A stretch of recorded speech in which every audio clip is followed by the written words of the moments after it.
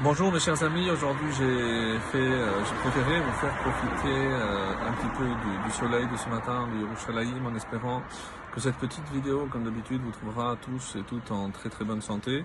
Nous allons voir ce matin donc qu'est-ce que on considère prêter à Dieu. Est-ce qu'un homme peut prêter à Dieu et de quelle mitzvah s'agit-il d'une part, et d'autre part, dans le domaine de l'éducation, le roi Salomon va nous donner un enseignement. Est-ce que on peut perdre l'espoir, un enfant qui a mal tourné? Est-ce qu'on doit baisser les bras définitivement ou pas? Donc ça c'est le programme pour ce matin, Bezrat Hashem. Et on est arrivé donc toujours dans le chapitre 19 au verset Yud Zayin, le verset 17. Malvé Hashem chonen dal. Alors, Malvé Hashem, celui qui prête Hashem, chonen dal, chonen, donc il a pitié ou il dispense du bien, dal aux pauvres.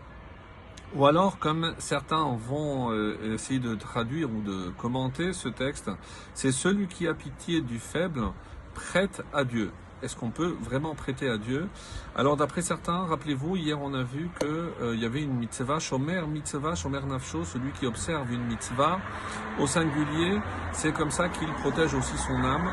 Et d'après certains commentaires, donc on nous dit que justement, et de quelle mitzvah s'agit-il? C'est de venir en aide à un pauvre.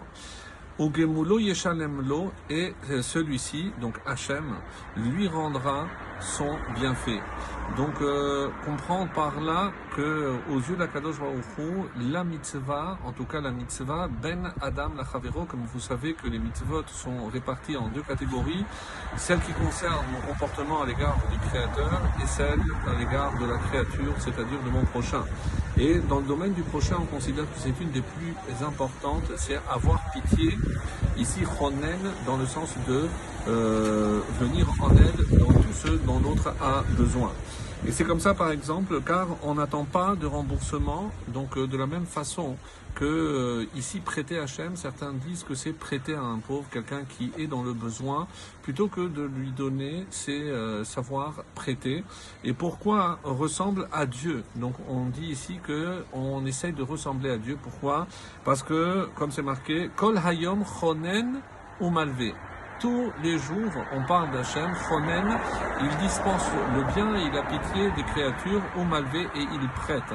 Donc on doit ressembler à Kadosh Baruch Hu, d'où le terme Adam El Haïdion, j'ai une obligation de ressembler à Hachem, et comme Hachem se comporte avec ses créatures, je suis censé faire de même.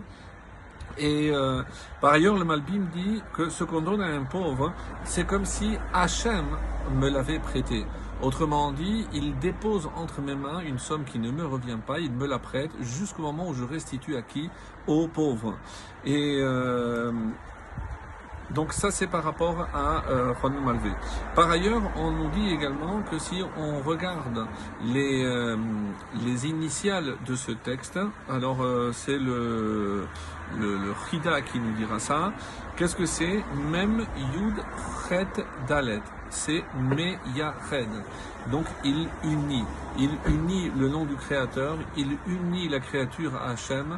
Donc c'est comme dans le schéma, c'est rechercher à unifier à Kadosh Baruch Hu. Comment? En créant cette union au sein des créatures entre l'homme. Et on arrive au verset Yudchet, Yasser bincha ki yesh tikva.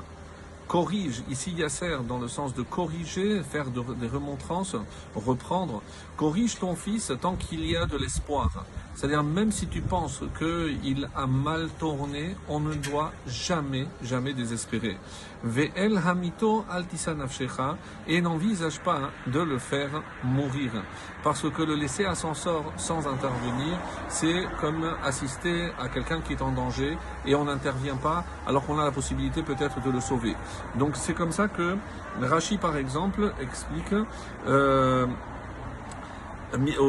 oui, Al-takehu makat mavet, c'est-à-dire quand on dit de le punir, ne le punis pas hein, au point où tu t'emportes et chas v'shalom, tu peux par tes coups provoquer sa mort. Certains disent mais comment le père va provoquer la mort de son fils? Oui, parce que on parle ici aussi du ben tzorer ou moré.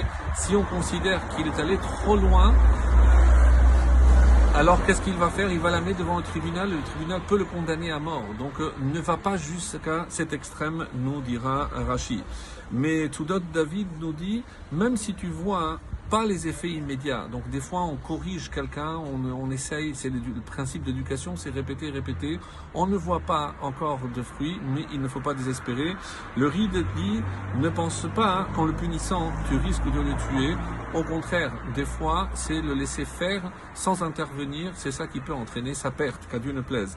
Et pour terminer avec le Malbim, ne désespère jamais, parce que justement le voir revenir, même si il est sorti Tarbut Ra'a, donc ce n'est pas parce que maintenant il a mal tourné que l'espoir est interdit et qu'un jour ou l'autre il va se réveiller, Be'ezrat Hashem, et on le verra revenir vers son père, pas simplement son père au chair et en os, mais son père qui est dans le ciel. Excellente journée.